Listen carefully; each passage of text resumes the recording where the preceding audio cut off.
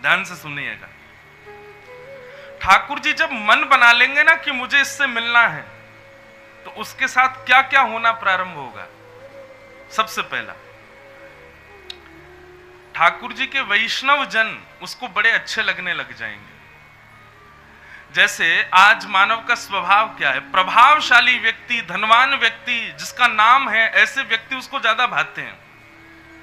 कहां कल तक किसी को पूछ नहीं रहे थे, आज वही व्यक्ति खूब नाम कमा लेता है तो उसके आगे पीछे घूम रहे हैं। अरे हम तो तुम्हारे पड़ोसी थे, तुमको याद है बचपन में हमने ऐसे ऐसे किया था, अरे ये तो हमारे संग खेलता था। सब लोग ऐसे बोलते हैं। मैं जब स्कूल जाता था बचपन में, तो बच्चे मेरी चोटी बहुत खींचते थे, क्योंकि मैं चोटी बांध के जाता था। आज हमारे स्कूल के ही बच्चे कथा सुनते हैं, कथा में भी आते हैं, 2-4 तो बैठे हैं, बोले हमको दीक्षा और दो। मैंने कहा अब खींचो चोटी। तो जब व्यक्ति प्रभावशाली या उसका थोड़ा बहुत नाम हो जाता है, तो लोग संबंध जबरदस्ती बनाते हैं उसके साथ, ये तो हमारा है। गाड़ियों पर पीछे लिखवा देंगे पूर्व विधायक, और नीचे छोटे अक्षर में लिखा दें उनके पड़ोसी। पूर्व विधायक, उनके पड़ोसी।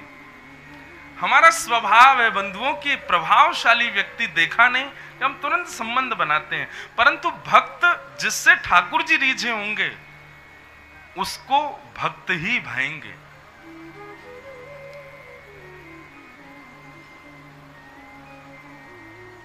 ठाकुर जी जिससे मिलने का मन बना लेंगे, उस भक्त के साथ क्या क्या सिम्टम्स उसमें दिखने लगेंगे। तो उसमें सबसे पहला होगा वैष्णव संत वृंद, वो जहां देखेगा प्रसन्न हो जाएगा। वाह, अरे जय हो, मैंने देख लिया इनको। भगवत भक्त जो हैं, उनके प्रति उसकी निष्ठा प्रगाढ़ हो जाएगी। दूसरी जो चीज उसके भीतर आनी प्रारंभ होगी, कैसी भी स्थिति, कैसी भी परिस्थिति, एक रस, ना ज्यादा प्रसन्न और दुख में ना ज्यादा दुखी, एक रस, एक जैसा स्वभाव रहेगा उसका सदैव।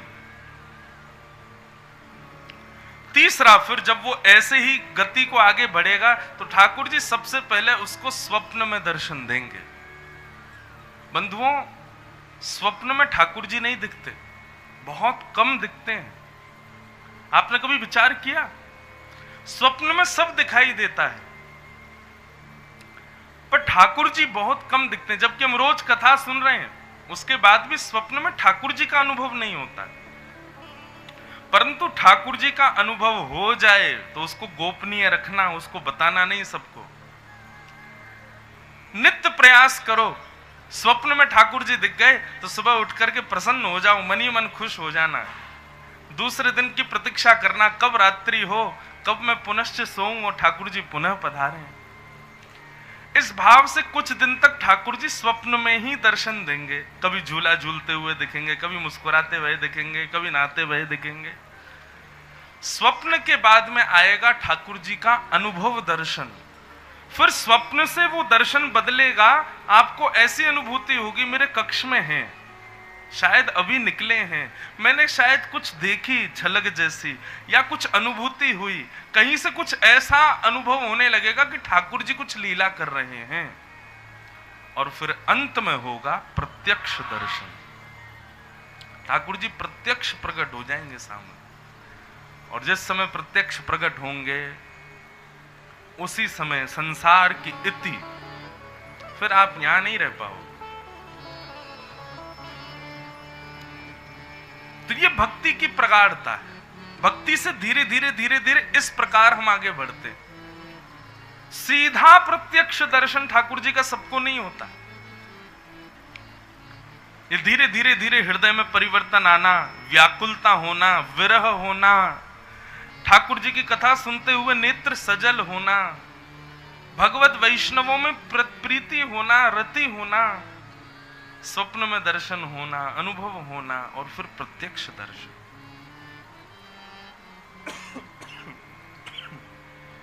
ये क्रिया है। परीक्षित ने चरणों में प्रणाम करते हुए कहा, भगवान अब मुझे मुक्ति की कामना नहीं है, मेरे जीवन के 7 दिन बचे हैं, कृपा करके इन 7 दिन में वो सारे भाव मेरे अंदर आप प्रस्तुत कर दीजिए जिनसे कृष्ण प्राप्ति हो। और इसी भाव को केंद्र में लेकर के यहां से श्री सुखदेव जी महाराज कथा सुनाना प्रारंभ करते। सबसे पहले श्री सुखदेव जी महाराज पृथ्वी का सृजन बताते हैं। पृथ्वी कैसे बनाई भगवान ने, बहुत विस्तार का प्रसंग है, पर मैं सूक्ष्म में कह देता हूं।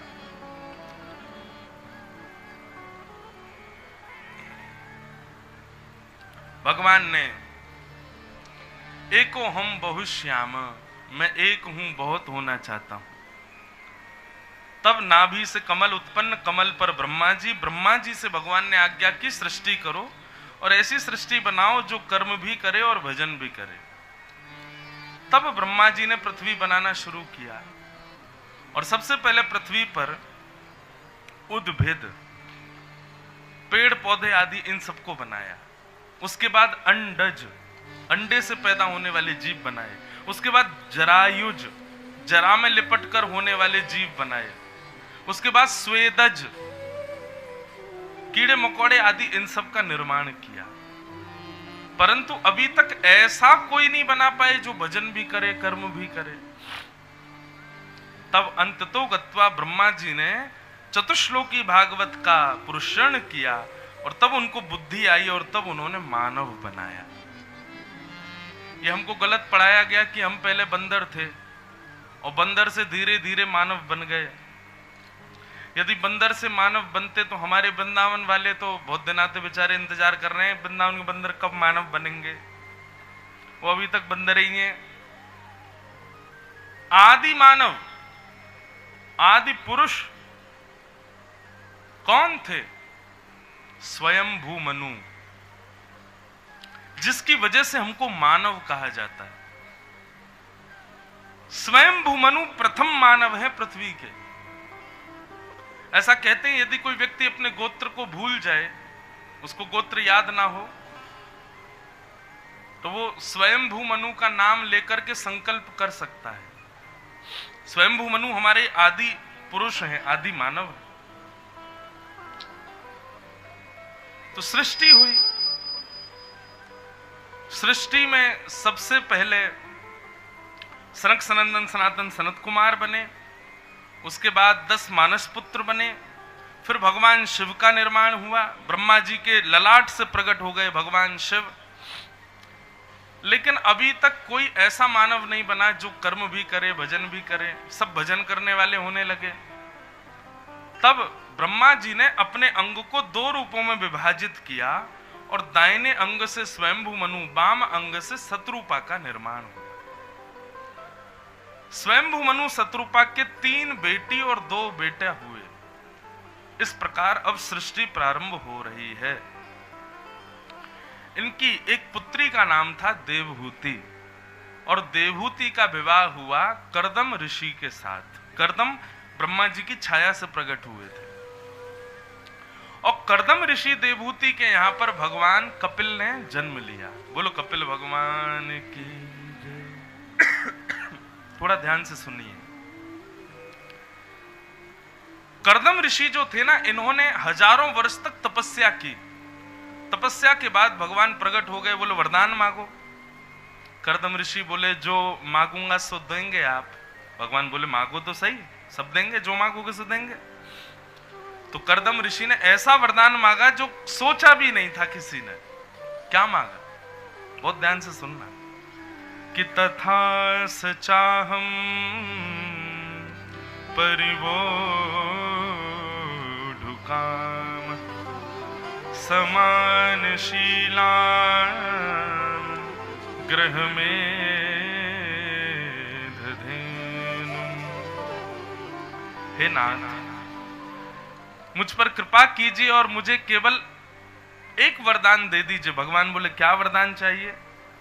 बोले ऐसी पत्नी से मेरा ब्याह हो, ऐसी कन्या से मेरा ब्याह हो जो मुझसे भी ज्यादा आपसे प्रेम करती हो। जितनी भक्ति मैं आपकी करता हूं, जितनी सेवा मैं आपकी करता हूं, मुझसे भी 4 गुना 10 गुना ज्यादा आपसे प्रेम और आपकी भक्ति करने वाली एक कन्या मुझे प्राप्त हो जिससे मेरा ब्याह हो जाए। भगवान पहले तो बहुत जोर से हंसे, और हंसने के बाद में करदम ऋषि को गले से लगा लिया, बोले जय हो, धन्य भैया करदम, तुम 1000 वर्ष से इसके लिए तपस्या कर रहे थे? करदम ऋषि बोले हाँ। ठाकुर जी इतने प्रसन्न हुए कि नेत्रों से अविरल अश्रुधार गिरने लगी और बिंदु नाम का सरोवर प्रकट हो गया। बंधुओं, एक बात हमारी ध्यान से सुनना। पुत्र की कामना, पुत्री की कामना, सुंदर पत्नी की कामना, सुंदर पति की कामना, यह संसार में किसी भी संबंध की कामना या किसी भी वस्तु की कामना आप बिहारी जी से कभी नहीं कर सकते। उसको स्वार्थ भक्ति कहा जाता है।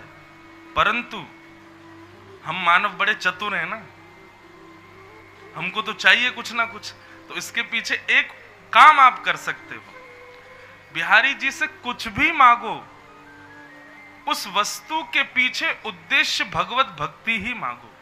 क्या मांगो? जैसे हे बिहारी जी, हमें एक पुत्र रत्न की प्राप्ति हो, ऐसा पुत्र मिले जो नित्य आपकी सेवा करे, ऐसा पुत्र मिले जो संतों को प्रणाम करे, ऐसा पुत्र मिले जो श्री धाम वृंदावन की सेवा करे, ऐसा पुत्र मिले जो भविष्य में कभी कथाओं जैसे कार्यक्रम कराए, कभी संतों का आगमन कराए। विष्णु आराधनार्थाय। आप बिहारी जी से कहोगे कि आपकी सेवा के लिए हमको एक पुत्र चाहिए, तो बिहारी जी खुद ही आ जाएंगे, कोई पुत्र उत्तर नहीं भेजेंगे। समझ में आई बात? जितने भी कुआरे लोग बैठे हो यहां पर, जिनके ब्याह नहीं हुए हैं, जिनके ब्याह हो गए अब तो वो कुछ कर नहीं सकते, लेकिन जो कुआरे बैठे जिनके ब्याह नहीं हुए, देखो गृहस्थाश्रम में तो प्रवेश करना, ब्याह तो करना ही है, लेकिन बड़ी विडंबना है भैया संसार की। आप कभी विदेश जाना, अगर आप वेजिटेरियन हो ना तो आपको पहले लिखवाना पड़ेगा, अगर आप नॉन वेजिटेरियन हो तो आपको बताने की जरूरत नहीं है। सोचो कितनी विषम परिस्थिति में जी रहे हैं हम लोग। अगर आप शाकाहारी हो तो आपको पहले ही होटल में बताना पड़ेगा, फ्लाइट में बताना पड़ेगा, और आप मांसाहारी हो तो आपको बताने की जरूरत नहीं है। संसार पापियों से भर चुका है। आजकल भक्त बनने में 4 बार सोचना पड़ता है कि भाई भक्त बन गए, कल को भविष्य में कोई भक्त नहीं मिला तो कैसी परिस्थिति।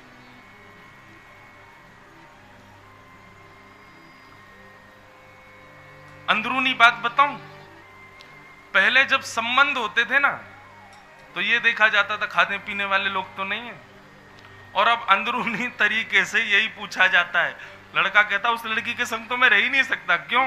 कुछ खाती पीती नहीं है, वो तो भक्त है, मंदिर जाती है, सीधी सरल लड़की। ऐसी नहीं चाहिए मुझे, ऐसी चाहिए कि लाइटर से मेरी भी सिगरेट जलाए, अपनी भी जलाए, उससे ब्याह करूंगा मैं। तो ये समाज बन चुका है बंधुओं अभी।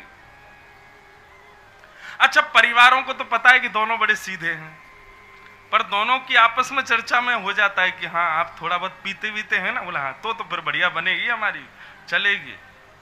आप कहेंगे महाराज जी आपको इतना अनुभव कैसे?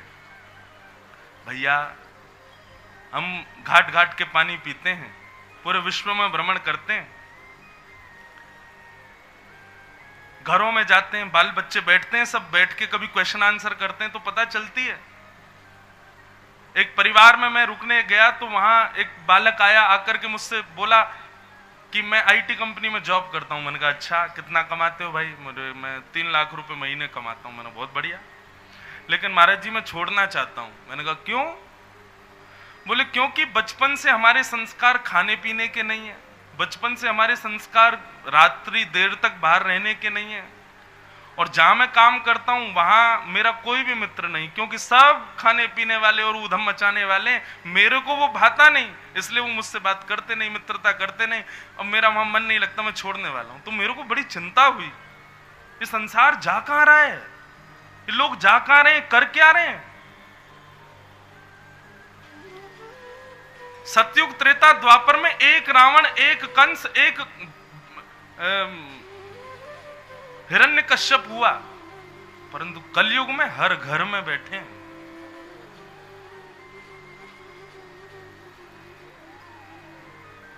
पहले एक राक्षस की चर्चा होती थी कि लंका में एक राक्षस बैठा है, परंतु आज और आने वाले समय में पता है ऐसी चर्चा होगी, हाँ भाई मां गोवर्धन में एक कोई भक्त है, बाकी तो सब राक्षस ही हैं।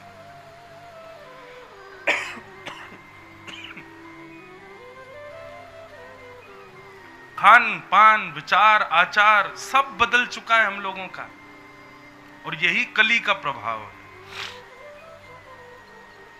इसलिए भैया जो भक्त लोग हो, कुआरे हो, अभी ब्याह नहीं हुआ है, जहां भी जाओ, जिस भी मंदिर में जाओ, जिस भी तीर्थ में जाओ, ये श्लोक याद कर लो करदम ऋषि का।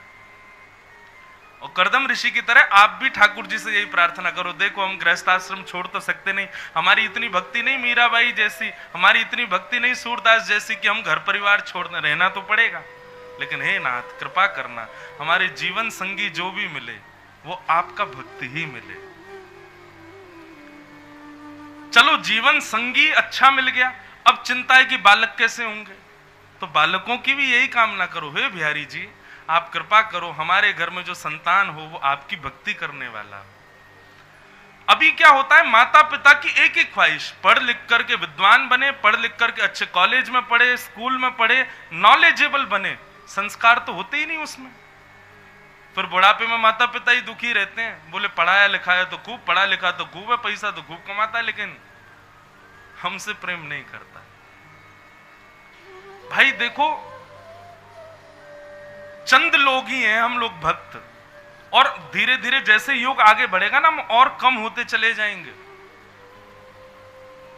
इसलिए प्रयास करो, बच्चों को हायर एजुकेशन दिलाना माता पिता का धर्म है, पर साथ ही साथ संस्कार देना भी धर्म है, साथ ही साथ उनके मनोवृत्ति को धर्म से जोड़ना भी माता पिता का ही कर्तव्य है। कोई गुरु या कोई कथावक्ता नहीं सुधार सकता किसी को, उसका जितना सुधराव उसके माता पिता कर सकते हैं उतना कोई नहीं कर सकता। ये चिंता का विषय होना चाहिए।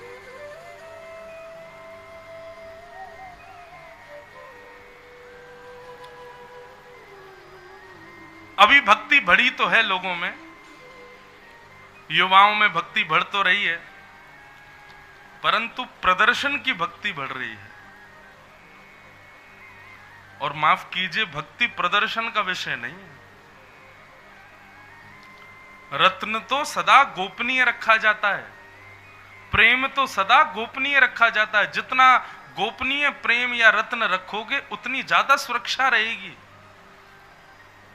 परंतु अभी भक्ति क्या, पूरा जीवन प्रदर्शन बना दिया हम लोगों ने। सोशल मीडिया के नाम पर केवल प्रदर्शन है। आप लोगों को नहीं पता होगा, लेकिन जो लोग सोशल मीडिया चलाते हैं उन सबको पता है। आजकल लोग क्या करते, सुबह उठने से रात्रि सोने तक एक एक चीज सबको बताना, मैं कैसे सोता हूं, कैसे उठता हूं, कहां जाता हूं, क्या करता हूं, क्या नहीं करता। क्यों? हमने अपने जीवन को प्रदर्शन बना दिया, भक्ति को प्रदर्शन बना दिया। गोपनीय रखो। तो करदम ऋषि ने, अच्छा देखो, करदम ऋषि ने भगवान से मांगा कि ऐसी पत्नी मिले जो मुझसे भी ज्यादा आपसे प्रेम करे। तो ठाकुर जी इतने प्रसन्न हो गए। भगवान बोले, करदम, स्वयं भूमनु जो प्रथम मानव है पृथ्वी की, उनकी बेटी है देवभूति, बहुत सुंदर है, और सुंदरता से भी ज्यादा वो मेरी भक्त है, उससे तुम्हारा ब्याह होगा, परसों तुम्हारा ब्याह होगा। ये तो रहा तुम्हारा वरदान, अब एक वरदान मैं अपनी तरफ से देना चाहता हूं। करदम ऋषि बोले, क्या? बोले, तुम्हारे यहां पुत्र बनकर के मैं ही आऊंगा, मैं भगवान ही तुम्हारे यहां पुत्र जन्म लूंगा। Buy one get one free। मांगा एक वरदान, मिले दो। लोग कहते हैं ठाकुर जी से मांगना बुरा। मांगना बुरा कब? जब संसारी उपभोग मांगा गया, लेकिन भगवत भक्ति ही उस संसार में मांगी गई हो तो वो बुरी नहीं है।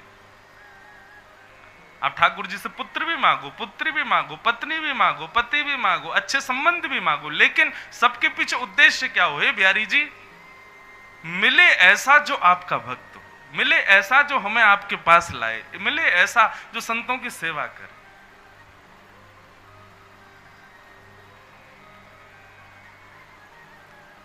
बायोडाटा में सारी चीजें मेंशन की जाती है, हाइट कितनी, रंग कैसा, पढ़ाई कितनी, स्कूल कैसे, माताजी कैसी हैं, पिताजी कैसे हैं, उनकी एजुकेशन कैसी, दादा दादी कौन, नाना नानी कौन।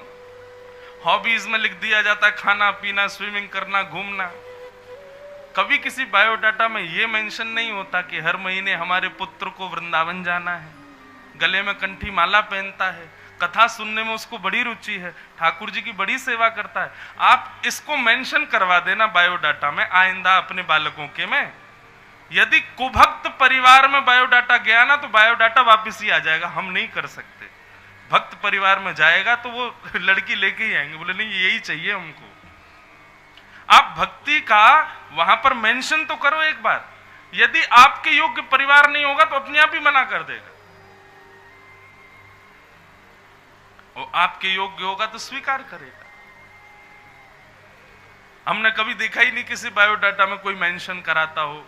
कथा सुनना अच्छा लगता है, वृंदावन जाते हैं, गोवर्धन परिक्रमा करते हैं। हमारा बेटा जो है 200 माला रोज करता है, नाम की हरे नाम संकीर्तन करता है, तिलक लगाता है, कभी नहीं लिखते।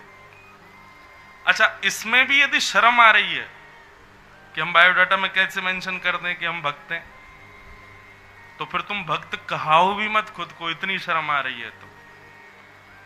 भक्त हो तो मेंशन करो सब जगह, ताकि पता चले कि भाई भक्त हैं, हमको भक्ति ही चाहिए। और जब भक्ति के संबंध की संबंध वस्तु मांगेंगे, कल्याणकारी हो। भगवान ने कहा कर्दम ऋषि जाइए, आपके यहां पुत्र बन के मैं ही आऊंगा।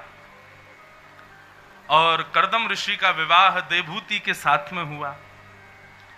देवहूति से विवाह के बाद सुंदर कथा है, बड़ी लंबी है, थोड़ा सूक्ष्म में सुनाऊं। देखो, भागवत ना बंधुओं 7 दिन और 4 घंटे का विषय नहीं है, इतना विस्तृत है भागवत, इतनी विस्तृत है। इसलिए हम अगली साल 2024 में 2 कथाएं ऐसी कर रहे हैं जो 30-30 दिन की हैं, 1 महीने की, ताकि अपने संपूर्ण जीवन में एक बार, मुझे औरों से मतलब नहीं, मुझे खुद के लिए, कि मैं कम से कम अपनी व्यासपीठ को एक बार न्याय तो दूं पूरी कथा कह के। इतनी कथाएं हमको संक्षेप में कहनी पड़ती हैं, क्योंकि आज ये यहां पहुंचना है, समय इतना है, हम ही लेट आए हैं, तो बड़ा दिक्कत हो जाती है। और भागवत 4 घंटे का विषय नहीं, 30 दिन का भी विषय नहीं है, पूरा जीवन बोलता रहूं तो भी भागवत छोटी पड़ जाएंगे, इतनी विस्तृत है भागवत। तो कर्दम ऋषि ने जब देवहूति के साथ में विवाह हुआ, तो देवहूति का स्वरूप इतना सुंदर था कि कर्दम ऋषि उनको देखते देखते देखते समाधि में चले गए, अपनी पत्नी को, और विवाह के तुरंत बाद। और समाधि भी 1-8 घंटे की नहीं थी, 60 वर्षों तक समाधिस्थ रहे। 60 वर्ष बाद जब नेत्र खुले कर्दम ऋषि के, तो सामने वृद्ध मैया बैठी थी। कर्दम ऋषि ने कहा, जय हो मैया, मेरी पत्नी देवहूति, आपने देखा उसको? देवहूति मैया बोली, मैं ही हूं देवहूति। बोले आप तो वृद्ध हो गई। बोले तो आप ब्याह करते ही 60 वर्ष की समाधि में चले गए। देवी आप चिंता मत करो, इस सरोवर में स्नान करो, ये बिंदु सरोवर है, भगवान के आंसुओं से बना है। जैसे ही देवहूति ने स्नान किया तो पुनश्च नवीन हो गए। और तब हमारे भारत में सबसे पहला विमान बनाया गया, जिसका नाम था कामग विमान। बंधुओं, भारत ने सारे जितने यंत्र हैं, जितने यान हैं, जितना सब कुछ है, सब पहले निर्माण कर दिया। अभी कुछ दिन पहले भारत ने एक यान छोड़ा, सूर्य के 1% पास जा रहा है, सूर्ययान। लोग बोले भारत पहली बार जा रहा है, पहली बार। अरे पूरी दुनिया गाती है सुबह सुबह, जुग सहस्त्र योजन पर भानु, लिल्योता ही मधुर फल जानू। हनुमान जी गए थे सबसे पहले, और ये तो करोड़ों खरबों रुपए खर्च करके लोगों ने पता किया कि कितना दूर है सूर्य पृथ्वी से। हनुमान जी ने तो पहले ही नाप के पूरा बता दिया, गोस्वामी तुलसीदास जी ने लिख भी दिया, जुग सहस्त्र योजन पर भानु। भारत आधुनिक विज्ञान का पुरातत्व स्वरूप है। एक पूरा पुराण है, विमान पुराण, जिसमें सब लिखा है कि विमान का आकार कैसा होना चाहिए, वो आकाश में उड़ेगा तो हवा कहां की तरफ होगी, तब कैसे उड़ेगा, कैसे मुड़ेगा, कैसे चलेगा, कहां, कि सब कुछ है भारत के पास। पर भारत नतमस्तक है दूसरी वस्तुओं के प्रति। कोई बात नहीं, कलयुग है, कलयुग में धीरे धीरे व्यतिक्रम हो रहा है। परंतु सबसे पहला विमान यदि पृथ्वी पर किसी ने बनाया तो वो था कामग विमान। और किसने बनाया? कर्दम ऋषि। कर्दम ऋषि ने इस विमान का निर्माण किया और ऐसा विमान बनाया कि आज तक बना ही नहीं है। इसमें सरोवर भी हैं, तालाब भी हैं, मछलियां भी हैं, पहाड़ भी हैं। इतना सुंदर वर्णन है कामग विमान का। 1000 वर्षों तक भ्रमण करते रहे उसी विमान में। लौट करके आए तो 9 पुत्रियों ने जन्म ले लिया था विमान में ही। कर्दम ऋषि बोले, देवी 9 पुत्रियां हो गई? बोले हाँ। बोले अब तो मुझे भजन के लिए वन में जाना चाहिए। बोले पहले पुत्रियों का ब्याह तो करो। 9 पुत्रियों का विवाह करके वन में जाने लगे तो देवहूति माता ने कहा, मैं अकेली कैसे रहूंगी? तब कर्दम ऋषि को याद आया, भगवान पुत्र बन के आने की कह के गए थे। दोनों ने व्रत किया, तपस्या करके भगवान को प्रणाम किया और उसके बाद कर्दम ऋषि के देवहूति माता के गर्भ में एक बालक आए और 9 महीने के पश्चात उस बालक का जन्म हुआ और वही भगवान नारायण के अवतार कपिल कहलाए। बोलो कपिल भगवान की। कपिल भगवान का प्रादुर्भाव हुआ। धीरे धीरे कपिल भगवान बड़े हुए। पिताजी तो वन में चले गए भजन करने के लिए, लेकिन माता देवहूति ने सोचा मेरा बेटा भगवान है। जीवन के कई सारे संशय हैं, क्यों ना इनसे पूछ लो। और आज अपने पुत्र का तिलक करके, माला पहना करके एक वृक्ष के नीचे व्यासपीठ जैसी बना के उस पर बिठा दिया और कहा, थोड़ी देर के लिए भूल जाओ कि मैं तुम्हारी मां हूं, तुम मेरे पुत्र हो। मेरे जीवन के कुछ संशय हैं, आप भगवान हो, मेरे प्रश्नों का उत्तर दीजिए। इसी को ही सांख्य शास्त्र कहते हैं, दर्शन शास्त्र कहते हैं, जो माता देवहूति को कपिल भगवान ने सुनाया। फिलॉसफी है भागवत की। कहते हैं जिसने दर्शन शास्त्र, फिलॉसफी, कपिल देवहूति संवाद को सुन लिया, एक बार जीवन में उतार लिया, उसको निश्चित अपने जीवन में भगवत दर्शन हो जाएगा, वो संसार से परे हो जाएगा। अद्भुत ज्ञान की पराकाष्ठा। देवहूति माता चरणों में प्रणाम करते हुए, वंदन करते हुए कहती हैं, नाथ मेरा एक प्रश्न है, उसका उत्तर दीजिए। निर्वेणा नितराम भूमन असद इंद्रिय तर्षणात् येन संभाव्यमानेन प्रपन्ना तम प्रभो। हे नाथ, हमारे शरीर में 10 इंद्रियां होती हैं बंधु। हमको 10 सेवक दिए हैं ठाकुर जी ने, सेवा के लिए नौकर दिए हैं 10। आंख, नाक, जीभ, कान, त्वचा, हाथ, पैर, मुख और 2 उपस्थ गुप्त इंद्रिय। ये 10 सेवक हैं हमारे शरीर में। परंतु पता है क्या हो गया है तो ये सेवक आए तो हमारी सेवा करने, पर जैसे जैसे हम बड़े होते हैं संसार के विषयों की वजह से हम इनके सेवक बन जाते हैं। समझ में आ रही है बात? आप जीव को वो नहीं खिलाते हो जो जीव को खिलाना चाहिए, आप जीव को वो खिलाते हो जो जीव को चाहिए। आप आंखों को वो नहीं दिखाते हो जो दिखाना चाहिए, आप आंखों को वो दिखाते हो जो आंख देखना चाहती है। कानों को वो नहीं सुना रहे जो सुनाना चाहिए, सुनाते वो हो जो सुनना चाहते हैं। और इसी कारण से हम पाप करते हैं।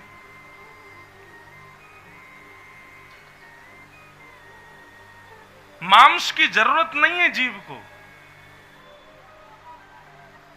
लेकिन बस इच्छा है इसलिए हम जीव को खिला देते हैं। भद्दे गीतों की जरूरत नहीं कानों को, लेकिन बस इच्छा मन में प्रकट हो रही है तो सुनाते हैं। भद्दे दृश्य, गंदे दृश्य देखने का हमारी जरूरत नहीं है, बस नेत्रों की इच्छा है इसलिए दिखाते हैं। देवहूति माता ने प्रश्न किया, भगवान ऐसा कोई उपाय बताइए कि जिससे मेरी इंद्रियां शांत हो जाएं, इनके अंदर कोई इच्छा प्रकट ना हो। ये बार बार इनकी इच्छाओं को पूरी करने के लिए जो हम भागदौड़ कर रहे हैं, इससे मैं कैसे बचूं? कृपा करके मुझे यह बताओ। प्रश्न समझ में आया?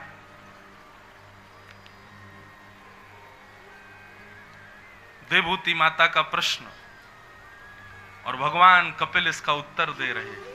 श्री भगवान उवाच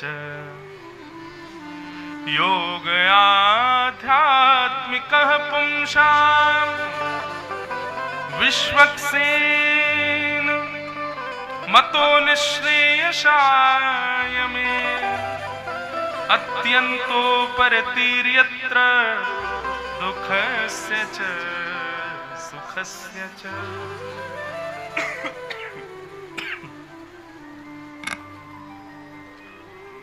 जो ग्राम सिन्न जो होता है ना, ग्राम सिन्न किसको कहते हैं? गांव का शेर, कुकर, कुत्ता।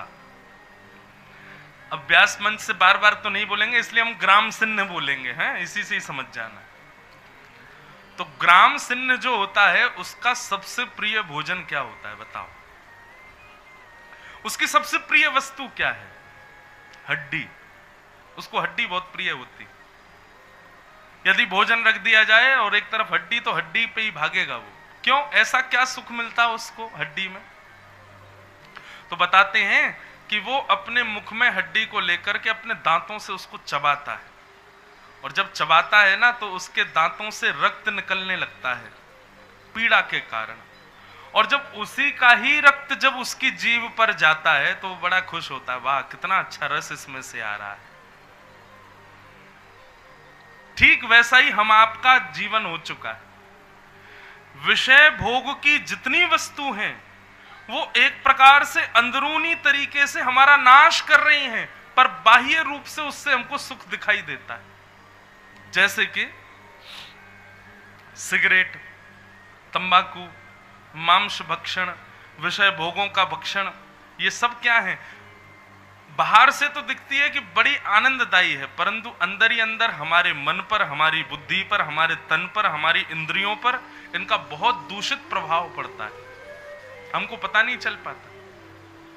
मां, ऐसा पता है क्यों होता है? जिस व्यक्ति के जीवन में आध्यात्मिक योग की कमी होती है, उस व्यक्ति को सांसारिक उपभोगों में बहुत सुख मिलता है।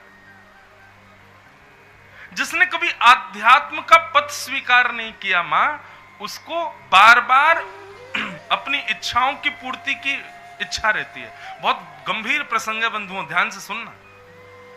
उसको बार बार मन होता है कि मैं ऐसा करूं, मैं ये करूं, अब मैं कानों के लिए ये सुनाऊं, आंखों को ये दिखाऊं, जीभ को ये खवाऊं, हाथों को ऐसा स्पर्श दिलाऊं, पैरों को यहां ले जाऊं। मां, ये आध्यात्मिक योग की कमी की वजह से ऐसा होता है।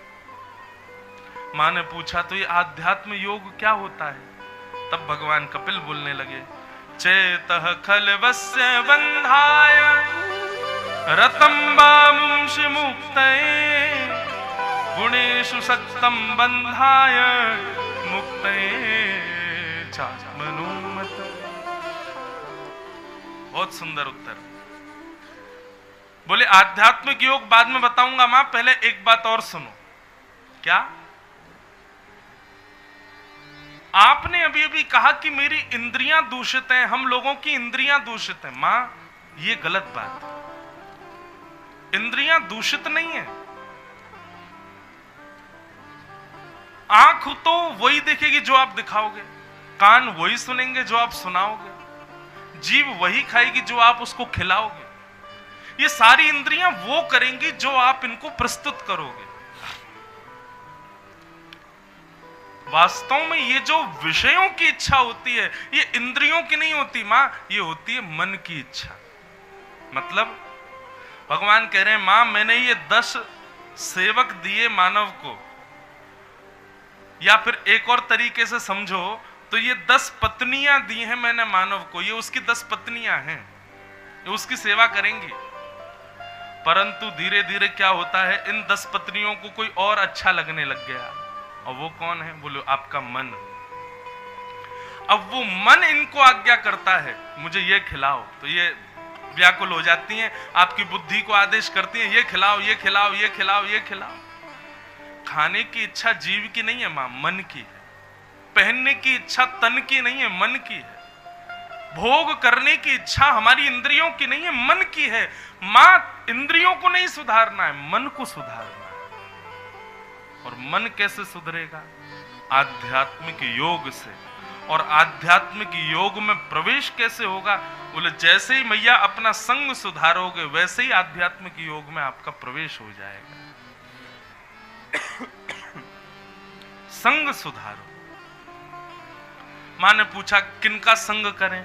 भगवान बोले जिनमें ये 5 लक्षण दिखाई दें उनका संग करो। कौन कौन से 5 लक्षण? लिख लीजिएगा। तितिक्षव कारुणिका श्रुहृदः सर्वदेहिना अजात शत्रवः शांता साधव साधुभूषणा। साधव साधुभूषणा। वैसे मैंने इतनी कथाएं करके और अनुभूति में एक बात तो मैं ले आया कि ये 5 लक्षण मेरे को तो देखने को मिले नहीं किसी में। आपको भी जब मैं बताऊंगा तो आप भी कह देंगे, मोहर लगा देंगे, महाराज जी ये लक्षण वास्तव में नहीं है किसी के अंदर। सबसे पहला लक्षण सहनशीलता, सहन करने की ताकत। आप कहोगे महाराज जी अरे नहीं नहीं, हमें कितनी भी देर धूप में घुमा लो हमें चिंता नहीं होती, हमें कितना भी ठंडा पानी पिला दो हमें कोई दिक्कत नहीं होती, हमें कितनी भी मिर्च खिला दो हम सहन कर लेते। इसको सहन करना थोड़ी बोलते हैं। सहन करना किसको कहते हैं? किसी व्यक्ति का अवगुण उसके मुंह पे जाके बोल दो, फिर देखो कितना सहनशील है। 2 मिनट में विचलित हो जाएगा, 2 मिनट में उसका मन व्याकुल हो जाएगा। भले ही हो सकता है बाहर दिखाए नहीं, अंदर ही अंदर गालियां देने लग जाएगा।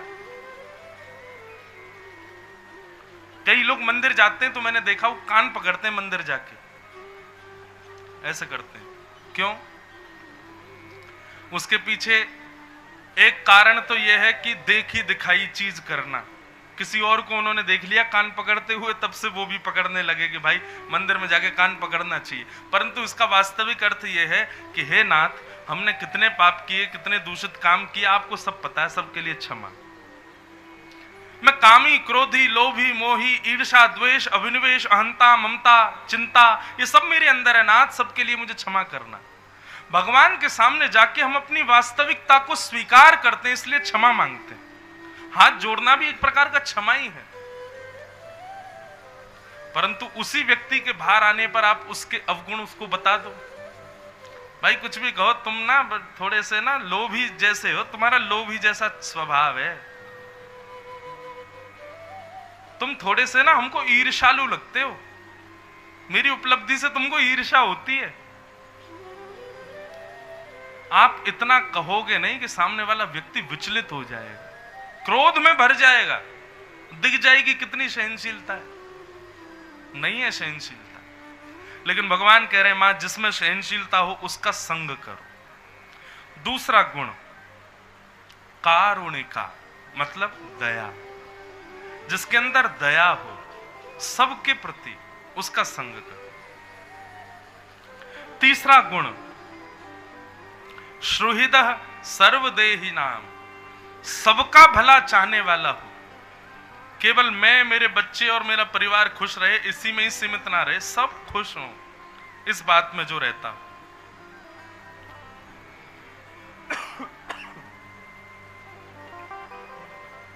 तितिक्षव कारुणिका श्रुहृदः सर्वदेही नाम। और चौथा लक्षण अजात शत्रु, किसी को भी अपना शत्रु ना मानता हो, किसी से भी शत्रुता ना रखता हो। और 5वां और अंतिम शांता, मौन रहता। मैया ये 5 लक्षण जिसमें हो उसका संग करना प्रारंभ कर दो। हमने अनुभव किया, इतनी कथाओं में ये विषय कहा है, ये 5 लक्षण मानव में नहीं है, हमको किसी में देखने को नहीं मिलेंगे। तो किसी में देखने को नहीं मिल रहे तो फिर क्या करें? अपने अंदर लाने का प्रयास करो। सबसे पहले तुम ही बनो। एक अंग्रेजी में कहावत कहते हैं ना, be the change you want to see in world. दुनिया में जो आप बदलाव देखना चाहते हो पहले अपने अंदर लाओ। तो ये 5 लक्षण लिख लीजिए। और एक बात और बता दें, इनको अपने अंदर लाना कैसे? उल्टे रूप में लेके आओ। मतलब 5वां लक्षण पहले लाओ, चौथा लक्षण दूसरे नंबर पे, तीसरा लक्षण तीसरे नंबर पे, दूसरा फिर पहला। सबसे पहले आप सहनशील नहीं बन पाओगे। सबसे पहले क्या करो? सबसे पहले शांत बनो, शांता। आज से संकल्प लीजिए, थोड़ा कम बोलना प्रारंभ कीजिए। बहुत जल्पिक लोग, ज्यादा बोलने वाले लोगों की जीभ में 2 दुर्गुण आ जाते हैं। एक दुर्गुण तो आता है कि उनकी बात का प्रभाव नहीं होता, ज्यादा बोलने वाले लोग। और दूसरा, बहुत जल्पिक लोगों की जीभ में असत्य संभाषण ज्यादा होता है।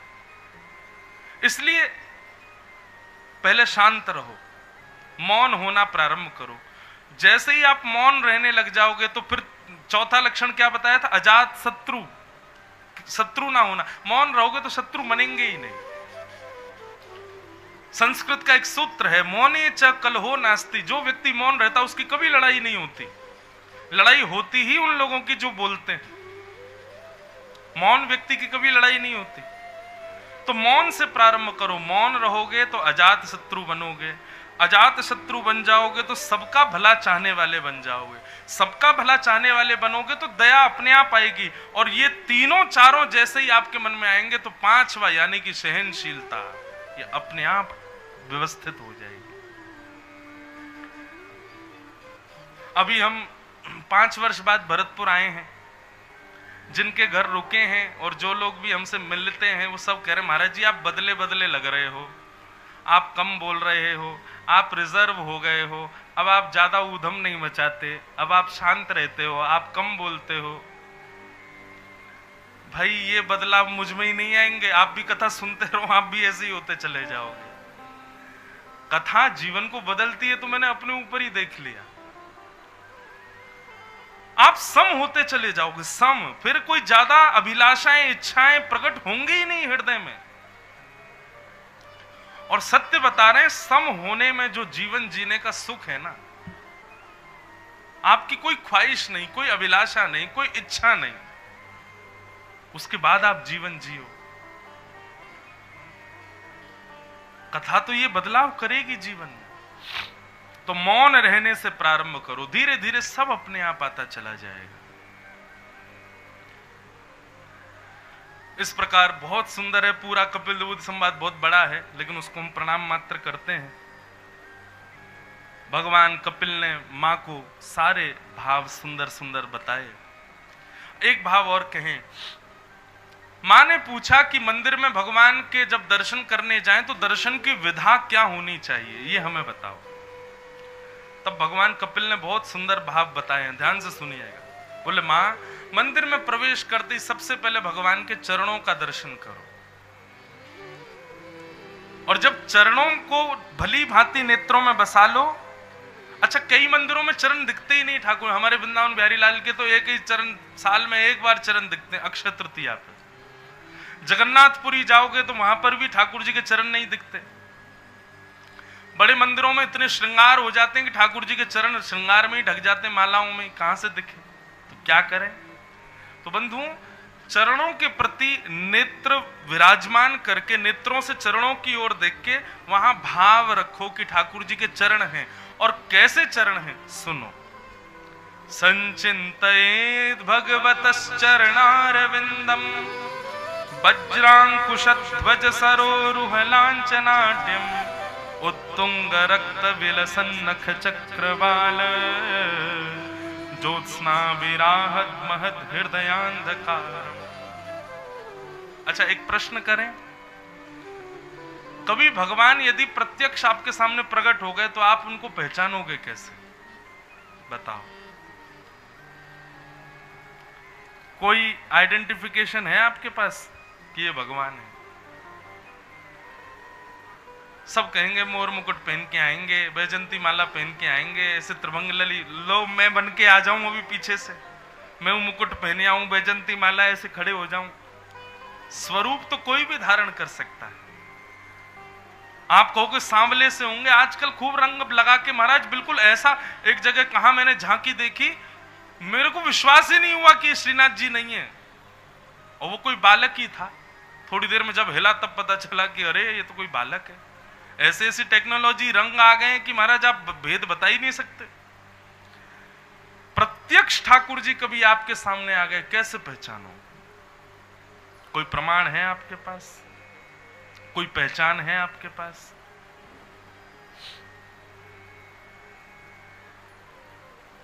अगर रूप स्वरूप को आप ध्यान में रख रहे हो तो ठाकुर जी छद्म वेश में आएंगे, आप पहचान ही नहीं पाओगे, वेश बदल के आएंगे, कैसे पहचानो?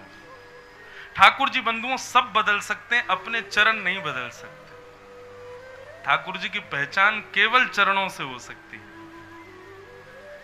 हमारे शास्त्रों में, हिंदू वैदिक सनातन धर्म में क्यों कहा सबको प्रणाम करो? क्योंकि भाई चरण छुओगे और तुमको पहचान होगी तो पता चल जाएगा कि मैंने कहीं किसी और रूप में आए भगवान के पैर तो नहीं छू लिए। ठाकुर जी के चरण कैसे? अरुण चरण राधा रमण के, अरुण चरण राधा रमण के। कमल का कभी स्पर्श करना, कमल की जैसी कोमलता होती है, कमल का जैसा स्पर्श होता है, ऐसे तो ठाकुर जी के चरणों की त्वचा का स्पर्श है। हमें भी कभी स्पर्श तो मिले नहीं, लेकिन अनुभूति जो यहां बताई गई पहचान, उससे आधार पर आपको बता रहे। कमल का जैसा स्पर्श होता है कमल की पंखुड़ियों का, ऐसे ठाकुर जी के चरणों का स्पर्श है। दूसरा, आकृति कमल के जैसी है चरणों की। तीसरा, ठाकुर जी के जो नख हैं, चरण कमलों के नख, वो हमारे जैसे सामान्य नहीं है, उनमें से एक अद्भुत आभा प्रकट होती है। मानो ऐसा लगेगा कि कोई दिव्य प्रकाश उनमें से प्रकट हो रहा है, साधारण चरण नहीं है। और तीसरी पहचान, ठाकुर जी सामने खड़े हो, चरण देख के भी आप नहीं पहचान पाओ, तो यदि चरण उठाएंगे तो उनके पैर का तलवा यदि दिख गया तो उसमें चिन्ह बने होंगे, वज्र होगा, अंकुश होगा, ध्वजा होगा, गदा होगी। इस प्रकार के ठाकुर जी के चरणों में चिन्ह बने होंगे। और अंतिम और सबसे श्रेष्ठ, ठाकुर जी के चरण देखते ही आपके हृदय में जितने विकार, जितनी दूषित भावना, जितनी दूषित हमारी आदतें हैं, देखते ही सब नष्ट हो जाएंगे। समझ जाना ये ठाकुर जी। इसलिए हमारे यहां कहा गया, जिसको देखो पहले उसके चरण देख लो। क्या पता किसी रूप में, ना जाने किस रूप में तो हे नारायण मिल जाए, किस रूप में आ जाए ठाकुर जी।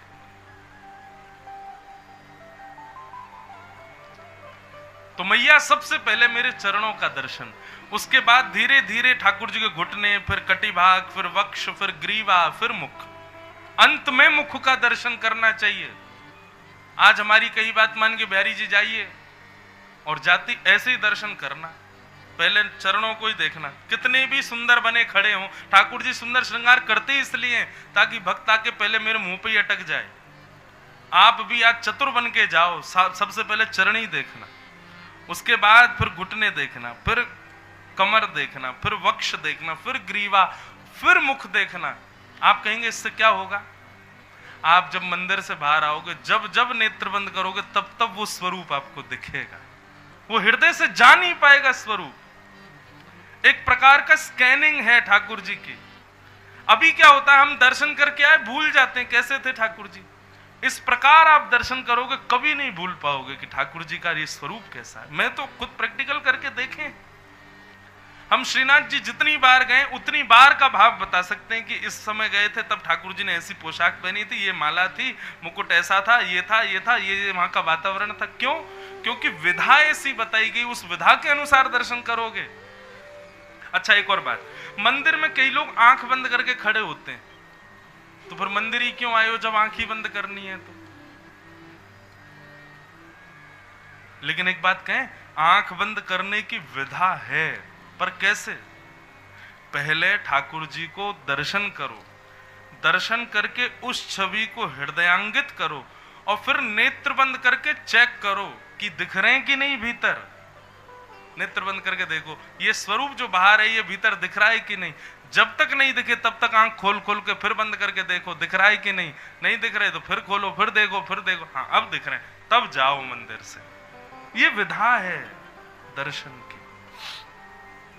भगवान कपिल समझा रहे हैं देवभूति माता को, बहुत सुंदर है कपिल देवभूति संवाद। संपूर्ण मां के प्रश्नों के उत्तर देते हुए अंत में भगवान कपिल ने माता देवभूति से कहा, मां आपने इतने प्रश्न किए, मैंने सबका उत्तर दे दिया, सारे उत्तरों का सार आपको क्या समझ में आया बताओ।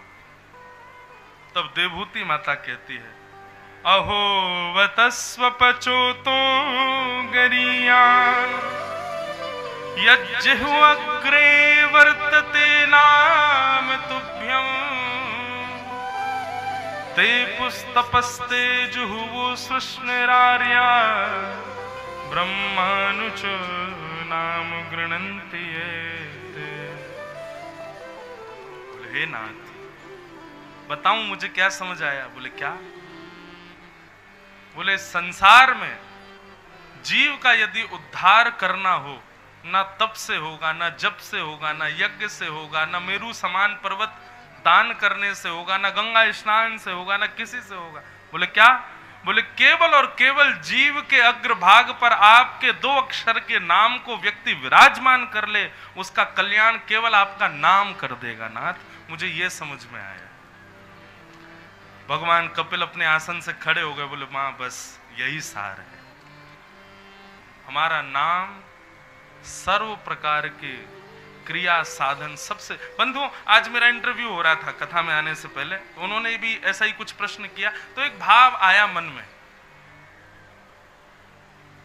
और भाव क्या आया? बंधुओं देखो, ठाकुर जी का नाम क्या है? रेनकोट। रेनकोट है। बारिश तो हो रही है पापों की, लेकिन रेनकोट पहन करके जाओगे तो थोड़े बहुत ही गीले होगे, पैर हो जाएंगे गीले, हाथ हो जाएंगे गीले, लेकिन सर्वांगीण अंग बच जाएगा। इस घनघोर कलिकाल में आप पाप से बच नहीं सकते, चाहे आप कितने भी बड़े धर्मावलंबी हो, आपसे पाप हो ही जाएगा। कलयुग किसी ना किसी रूप में करवा देगा। लेकिन यदि आप नाम का आश्रय लेकर के रहोगे तो वर्षा कितनी भी तेज हो, आप थोड़े बहुत कहीं कहीं से गीले हो जाओगे, लेकिन सर्वांगीण अंग आपका सूखा रहेगा। इसलिए इस नाम रूपी रेनकोट को पहन करके रहो। ज्यादा साधन, ज्यादा नियम करने की आवश्यकता नहीं है, ज्यादा व्रत, ज्यादा तप, ज्यादा अनुष्ठान की आवश्यकता नहीं है। बस अनुष्ठान करना ही है, कुछ करना तो केवल इतना कर लीजिए कि ठाकुर जी के नाम को दिन भर मुख से बोलो,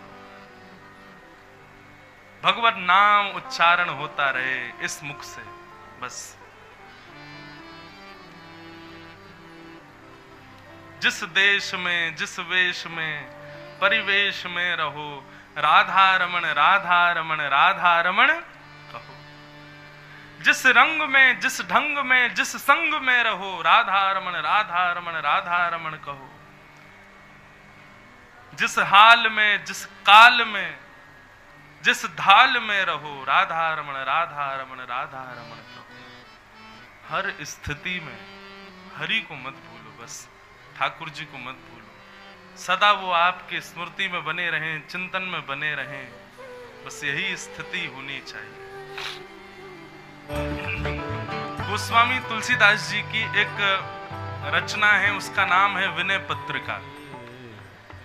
विनय पत्रिका में गोस्वामी जी ने कई ऐसे भाव कहे जो जिनका अवकाश उनको लिखने का मानस में नहीं मिल पाया। उन्होंने उन भावों को, उन पदों को विनय पत्रिका में लिखा। विनय पत्रिका का एक इतना सुंदर पद है, पूरा पद गाने में तो बहुत समय लगे, लेकिन उस पद का भाव इतना अद्भुत है।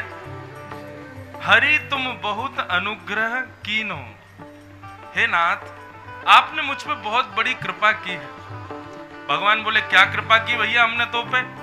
तो गोस्वामी जी कह रहे हैं, देखो इसको कहते हैं चतुर भक्त का लक्षण।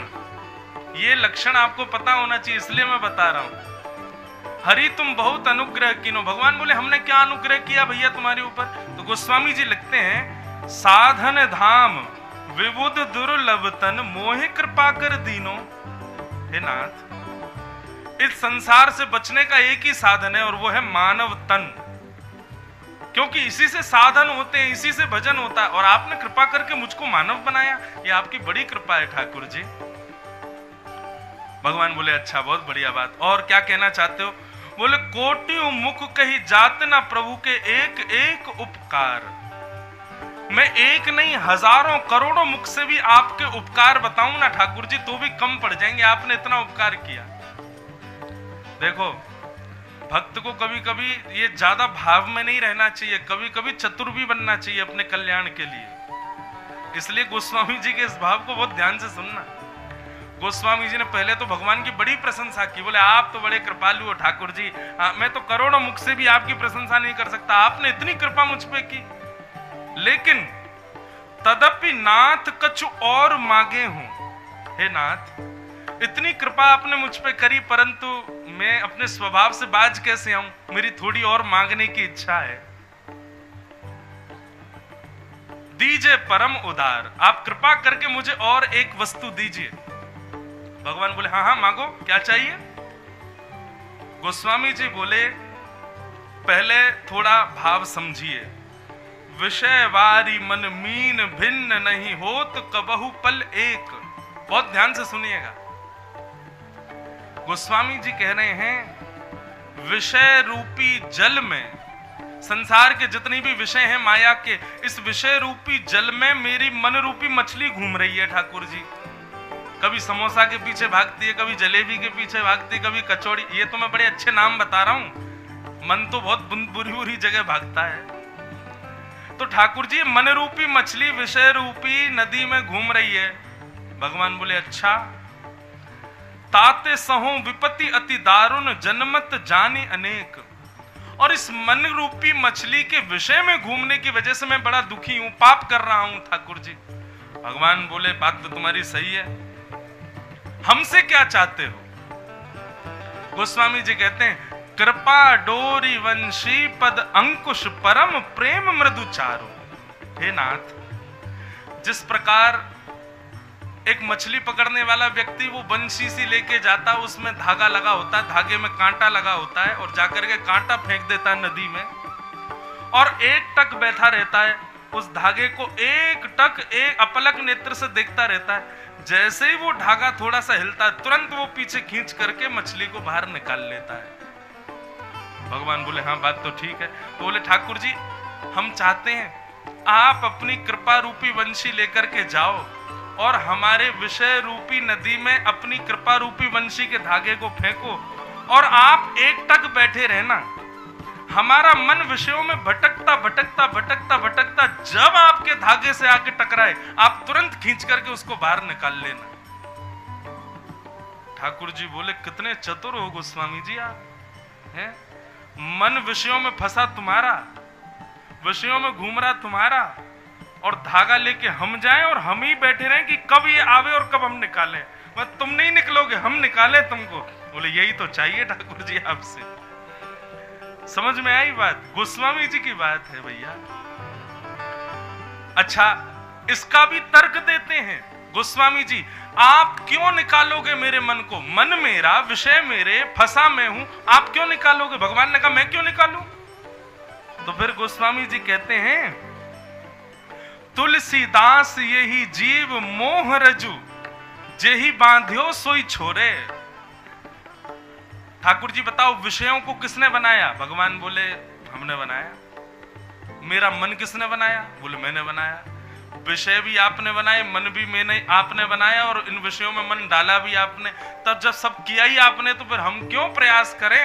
हम तो घूमते रहेंगे। कभी आके अगर आपके चरणों से टकरा जाए तो हमको निकाल लेना यहाँ से। ठाकुर जी मुस्कुराने लगे, वाह भैया चतुर गोस्वामी जी, सब किया धरा आपका, बचा में हम आपको। बोले यही तो चाहते हैं ठाकुर जी आपसे, यही कृपा हम पर कीजिए।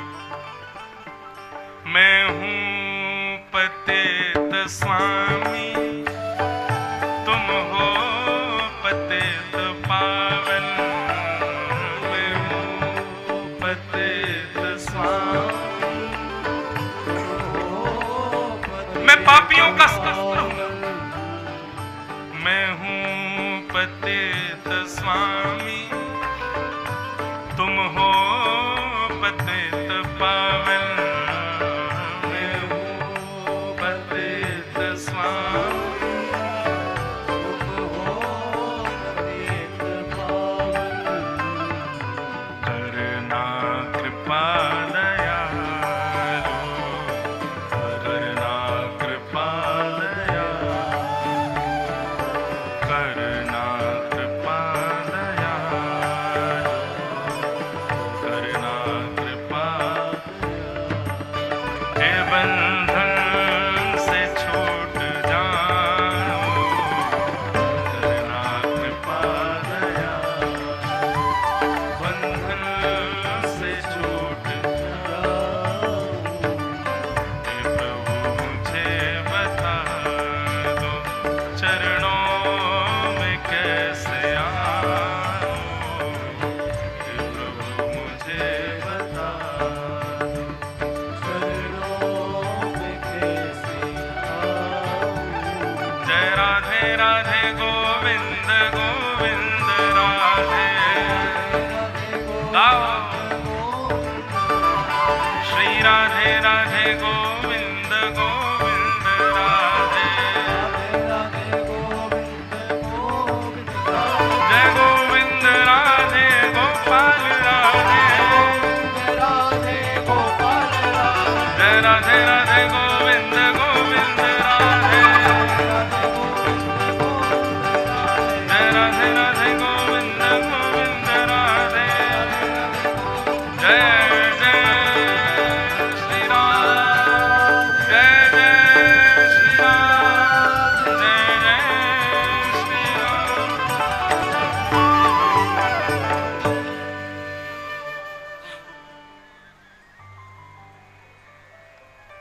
हरि तुम बहुत अनुग्रह कीनो, हरि तुम बहुत अनुग्रह कीनो। विनय पत्रिका का यह पद बहुत सुंदर है।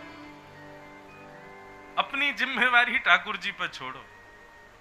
ज्यादा अपनी चक्कर में पड़े रहोगे, हम ही अपना कल्याण करेंगे, कभी नहीं हो पाएगा। हाँ, प्रयास थोड़ा बहुत करो, परंतु ठाकुर जी को थोड़ी थोड़ी जिम्मेवारियां दो। बोले नाथ कृपा करो, हमें बचाओ, आप ही करोगे।